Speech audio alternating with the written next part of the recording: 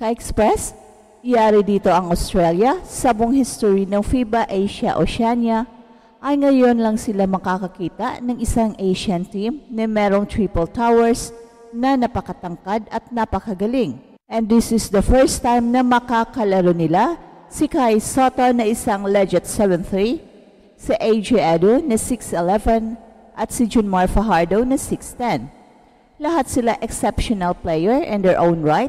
At ang napakaganda dito ay they compensate each other.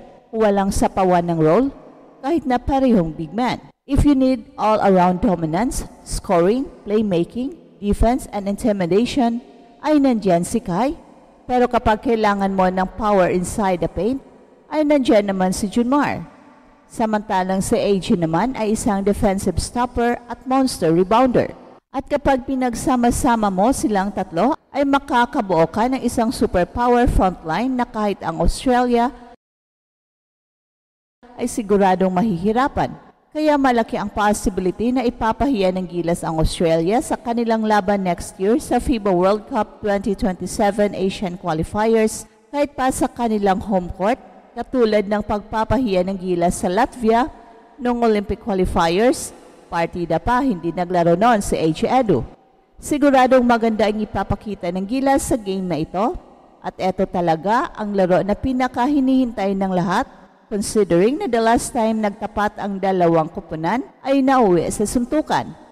Kung minaliit lamang ng Australia noon ang Gilas, well, hindi na ngayon dahil napakalaki ng pinagkaiba ng team noon na guard heavy sa kanilang small ball compared ngayon na naglalakihan na ang mga players.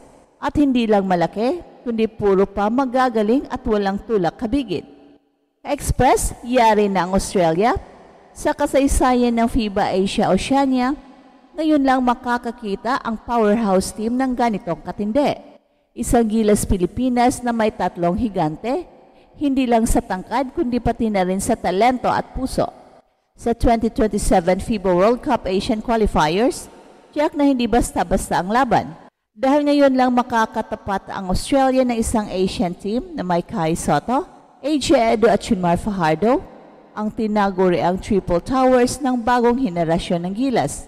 So isipin mo ka-Express, Kai Sotto, 7'3", isang unicorn na bihirang-bihira makita hindi lang sa Asia kundi sa buong mundo, mahusay sa opensa, may touch sa perimeter, marunong pumasa at magbasa ng depensa, at higit sa lahat, may presence sa ilalim na kayang matakot ang kahit sinumang big man. Tapos isama mo pa si AJ Edu, isang 6'11", na defensive beast. Hindi lang ito basta rebounder, shot blocker, hustler, energy guy. Sa bawat drive ng kalaban, para kang makakakita ng pader.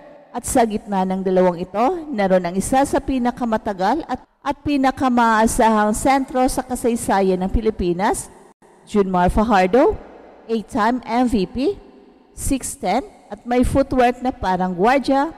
So kapag gusto mong durugin ang paint at magpasakit ng depensa ng kalaban, si Junmar ang tawagin mo. At ang maganda sa kombinasyon ng tatlong ito, hindi sila nag-uunahan sa spotlight. Hindi ito power struggle, sa halip nagtutulungan sila para buuin ang isang frontline na parang pinanday sa laboratorio. Isang kombinasyon ng finesse, power at hustle, sa kada rotation may panapat.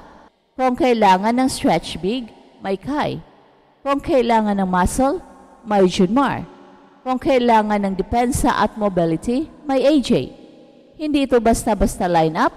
Isa itong warning sign para sa mga kalabang hindi pa handa. Kung iisipin mo ka-Express, ngayon lang mangyayari sa buong history ng international basketball na may Asian team na may ganito kalaking big man at hindi lang sila pang display. Active contributor sila, capable of turning the tide at any point ng laro. At kung ang Australia ay sanay sa pagiging bully sa loob, ngayon sila na ang maaring mabigla. Hindi na ito katulad ng mga nakaraang taon kung saan small ball ang Gilas, relying mostly on guards at speed. Ngayon we have size, strength and skill sa frontline, isang bagay na siguradong magugulat ang mga Aussie. At ito pa ang hindi mo dapat kalimutan ka-Express, last time nagharap ang Gilas at Australia sa FIBA, Hindi natapos sa simpleng laro, nauwi ito sa rambulan. Isang eksenang tumatak hindi lang sa mga fans kundi sa buong mundo ng basketball. Pero ngayon, ibang gilas na ang haharap, mas disente, mas disiplinado, pero mas nakakatakot. Kasi hindi lang sila kayang sumabay, kaya din nilang mamigay ng leksyon. Dagdag mo pa riyan ang recent performance ng gilas sa Olympic qualifiers laban sa Latvia. Isang laban na akala ng marami ay tapos na bago pa man magsimula. Pero nagulat ang buong mundo. Gilas stood tall, played smart, and shocked the European powerhouse. At ang nakakatuwa dito, wala pa si AJ Edu noon. So ibig sabihin, incomplete pa tayo noon, pero nakakagulat na ang resulta. Ngayon with a complete healthy lineup, mas may dahilan tayong maniwala na ang Australia na minsang tumingin sa gilas bilang underdog ay posibleng mapahiya sa kanilang sariling teritoryo. Alam natin kung gaano kalalim ang talent pool ng Australia. May mga NBA players sila, may experience at may established system. Pero gaya ng sabi nga ng mga veteranong coach, hindi lang talento ang panalo, kundi matchups. At kung sa matchup lang din ang usapan, malaki ang panalo ng Pilipinas sa frontline. Hindi basta-basta ang kayang ibuli ang mga big men natin ngayon. Hindi mo rin basta mapipigilan sa boards. At lalo na hindi mo madaling madepensahan kapag nagsimula ng maglaro ang two-man game ni Nakay at Chunmar o kapag si AJ ay biglang pumoste para sa weak side block. Bukod pa dyan, ang pinakamatinding weapon ng gilas ngayon ay ang chemistry. Sa dami ng tournaments, training camps at international exposure na nakuha ng team, hindi na bago sa kanila ang pressure. Nakita na natin kung paano nila sinagupa ang mga African teams, European teams at Asian rivals at laging lumalaban. Hindi perpekto? Oo, pero palaban. At yun ang klase ng mentalidad na kailangan para sa isang high-stakes game laban sa Australia. Sa tingin ng marami ka-express, ang laban na ito ay magiging defining moments ng bagong kilas. Kasi kung matatalo nila ang Australia sa home court pa nila, ito na ang magiging simula ng pagbabago ng tingin ng mundo sa Philippine basketball. Mula sa pagiging crowd favorite lang, maaari na tayong maging contender. At ang pinaka-importanting tanong, handa na ba ang mundo sa isang gilas na may ganitong klaseng firepower at height advantage? Kaya huwag mong isipin na hype lang ito. Ang tanong na lang ay kung paano gagamitin ng coaching staff kasi sa tamang sistema, tamang rotation at tamang attitude, posibleng hindi lang Australia ang mapapahiya, kundi ang buong mundo ay mapapabilib.